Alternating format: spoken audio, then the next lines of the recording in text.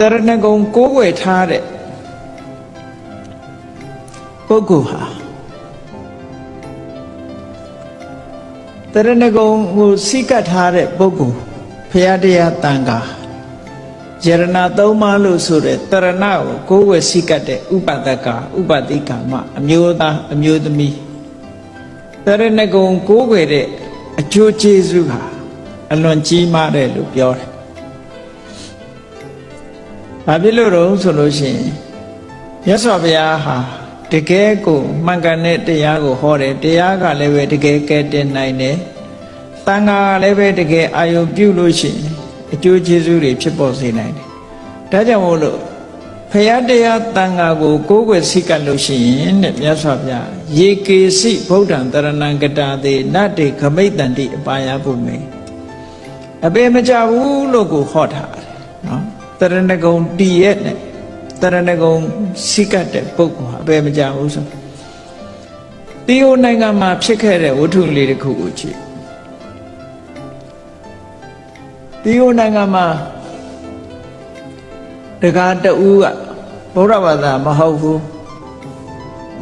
သူကအသက်မွေးဝမ်းကြောင်းဘာလုပ်လဲလို့ဆိုလို့ရှိရင်တန်ခါလုပ်ငန်းနဲ့အသက်မွေးတယ်ပေါ့ခုခေတ်တော့နားထောင်ကောင်းခေါ်တဲ့ရေလုပ်သားတဲ့နော်ရေလုပ်ငန်းနဲ့အသက်မွေးတယ်ပေါ့တေကနီးကြတဲ့အခါကျတော့ကိုလို့ရတဲ့ဟာကိုအာယုန်ထဲမှာလားထင်တာပဲဒါတဘာဝကိုဘာတွေလုပ်ခဲ့တယ်ဆိုတာကိုအရိပ်မဲကြီးလို့တေကနီးကြလာပြီးတော့စိတ်ထဲမှာလွှမ်းမိုးနေမှာပဲသူလည်းတေကနီးကြတော့သူလှုပ်လာခဲ့တာငါးတွေဖန်သက်ရောင်ချဒီလိုလှုပ်လာတာဆိုတော့အဲ့ဒီအကုသိုလ်တွေက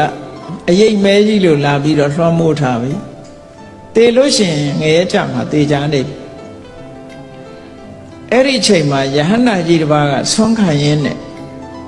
အဲ့တကာကြီးတေအံမူးမူးဖြစ်နေတော့တနာလို့ဆိုပြီးတော့ကြွသွားပြီးတော့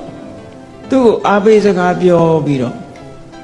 အကိုရမဲ့ဖြစ်နေတဲ့အချိန်လေးမှာမင်းဘဝကူကောင်းအောင်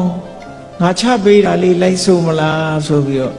ဗုဒ္ဓံတရဏံကိစ္ဆာမိဓမ္မံတရဏံကိစ္ဆာမိသံဃာတရဏံကိစ္ဆာမိဆိုတာချပေးတာလိုက်ဆိုလိုက်တယ်သံဃာတရဏံကိစ္ဆာမိလည်းဆိုလိုက်ရောမေးကပြုတ်ကျသွားပြီးရှာကလေးသွားတော့ဆိုနိုင်တော့ငါးပါးသိလားအဲ့ဒါလို့ဆိုရင်းနဲ့စိတ်ထဲမှာအာကိုးသွားတယ်သူစိတ်ထဲမှာဒီဗုဒ္ဓံတရဏံကိစ္ဆာမိကိုအာကိုးပြီးတော့တည်သွားတော့ဘာဖြစ်တုံဆိုငရဲလွတ်ပြီးတော့သူကငရဲမရောက်တော့ပဲနဲ့ဘုံမစွတ်နှတ်သွားဖြစ်တယ်နတ်ဆိုတာလူလိုမွေးနေရတာမဟုတ်ဝါးကနဲ့သွားဖြစ်တယ်အဲ့တော့ညကြတော့အဲ့ဒီရဟန္တာကြီးစီလာတဲ့အရှင်ဘုရားတဲ့သူဘုံမစွတ်နှတ်ဖြစ်တဲ့အကြောင်းပြောတယ်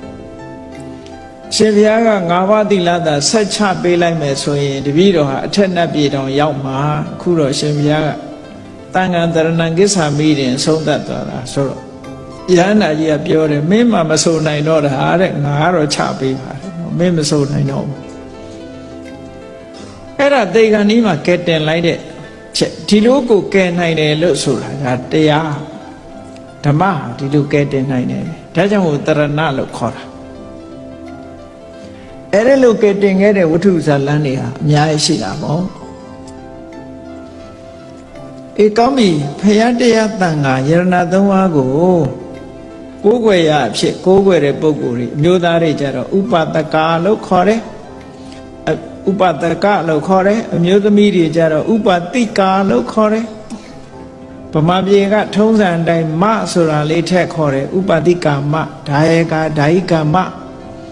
မလို့ခေါ်တာတိဘက်လူမျိုးတွေရဲ့ထုံးတမ်းစဉ်လာပဲဗမာတွေကလည်းတိဘက်တို့ဗာမင်းအနွယ်တွေဆိုတော့မထက်ခေါ်လို့ရှိတယ်နော်ဒါယကမဟောမလေးပါတယ်နောက်ကဥပဒကဥပတိကမအဲ့ဒါတိဘက်ဘာသာစကားမှလည်းအဲ့တိုင်ပဲနောက်ကမပါတယ်အလုံးကြားဘူးရမောလားဗမာလူမျိုးတွေရဲ့ဘယ်လူမျိုးကဗမာလူမျိုးတွေဆင်းသက်လာတယ်ဆိုတာတိဘက်တို့ဗာမင်းကနေဆက်စီးသက်လာတယ်ဆိုတာသမိုင်းကြောင်းဖတ်တဲ့လူတွေသိမှာပေါ့နော်အဲ့ဒါလို့ ဥပဒကဥပဒိကမဖြစ်လာလို့ရှိရင်ပြည့်စုံရမယ်လိုက်နာရမယ်ဟာဘာလဲလို့ဆို၅ပါးသီလ၅ပါးသီလလုံရမယ်ဒါဗုဒ္ဓဘာသာဝင်နေအနေနဲ့၅ပါးသီလလုံရ၅ပါးသီလလုံမှ